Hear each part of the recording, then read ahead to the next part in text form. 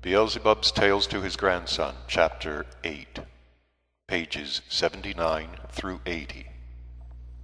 The impudent brat Hassein, Beelzebub's grandson, dares to call men slugs. Hassein immediately sat down at Beelzebub's feet and coaxingly said, "Tell me anything you wish, my dear grandfather. Anything you will tell me will be the greatest joy for me, if only because it is you who relate it." "No," objected Beelzebub.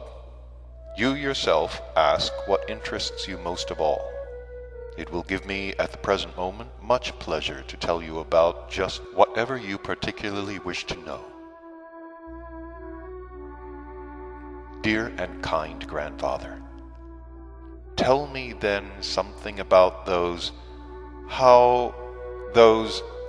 I forget. Yes, about those slugs." "What? About what slugs?" asked Beelzebub, not understanding the boy's question. "Don't you remember, grandfather, that a little while ago when you spoke about the three-centered beings breeding on the various planets of that solar system where you existed for such a long time, you happened to say that on one planet, I forget how you called it, that on that planet exist three-centered beings who, on the whole, are like us, but whose skin is a little slimier than ours?" "Ha ha ha!" laughed Beelzebub.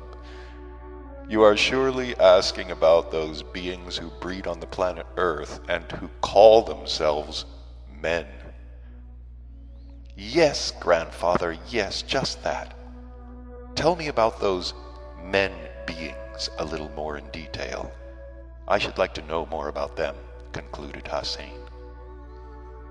Then Beelzebub said, "About them I could tell you a great deal, for I often visited that planet and existed among them for a long time, and even made friends with many of those terrestrial three-brained beings. Indeed, you will find it very interesting to know more about these beings, for they are very peculiar. There are many things among them which you would not see among any other beings of any other planet of our universe. I know them very well, because their arising, their further development, and their existence during many, many centuries by their time calculation have occurred before my eyes. And not only their own arising occurred before my eyes, but even the accomplished formation of the planet itself on which they arise and exist. When we first arrived on that solar system and settled on the planet Mars, nothing yet existed on that planet Earth, which had not yet even had time to cool off completely after its concentration. From the very beginning, this same planet has been the cause of many serious troubles to our endlessness. If you wish, I will tell you first of all about the events of general cosmic character connected with this planet, which were the cause of the said troubles of our endlessness."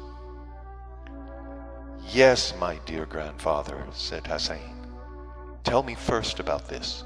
It will surely be quite as interesting as everything you relate."